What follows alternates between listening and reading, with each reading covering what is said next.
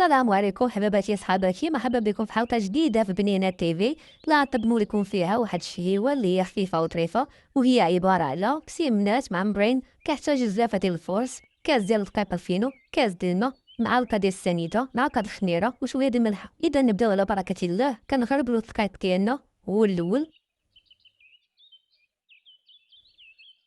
من بعد تنزيدو الدقيق الفينو تا هو تنغربلوه، وكنضيفو الملح والسكر والخميره، كنخلطو مزيان وكنضيفو ليه الماء وكنبقاو نجمعو شويه بشويه. كتجمع لينا العجينه ديالنا. كنستمروا بهاد الطريقه هادي، كندلكوها مزيان.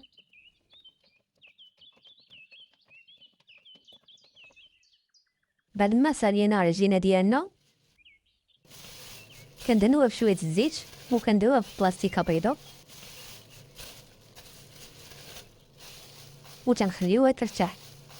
دابا درنا بصله تشحر، درنا عليها الزيت وخليوها تقلى مزيان. بقاو يحركوا فيها حتى تشد لونها الذهبي، ونزيدو عليها الفلفل الخضر والفلفل الحمر.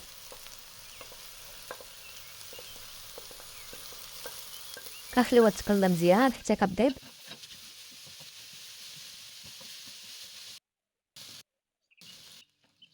بعد ما تحمرات كنضيفو عليها الفيرميسيل،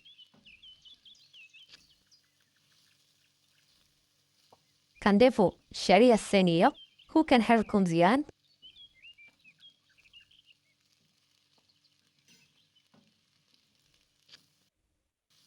ودابا تنضيفو لها الكزبر ومعدنوس والكروفيت وكنحركو مزيان. الكروفيت كان عندنا في الكونجيلاتور، داكشي علاش باقي شي تكوز، مي ماشي مشكل، كنديروه على ما يطلق.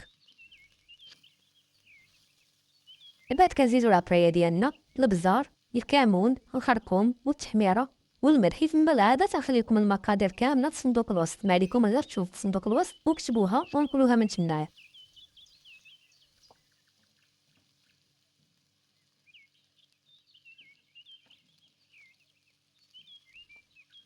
تستمروا في التحريك حتى كطيب لينا الحشوه ديالنا. بعد كنمرروا العجينه ديالنا بعد ما خمرات، اللهم بارك، تكون طلقات على هذا الشكل هذا، وكنبداو نقسموها قطع صغيره تساوي. وضروري ما كندير يديا فيها الزيت باش ما تلصقش لينا العجينه ديالنا. وتنبقاو نقطعو كويرات ونحطو حتى تكملوا الكميه كامله اللي عندنا. من بعد نخليوهم يرتاحوا واحد 5 دقائق، تنبداو نقرصوهم بهاد الطريقه هادي. وكنديرو فيهم الزبده الوسط باش تجينا مدلمله. كنطويوهم بهاد الطريقه هادي،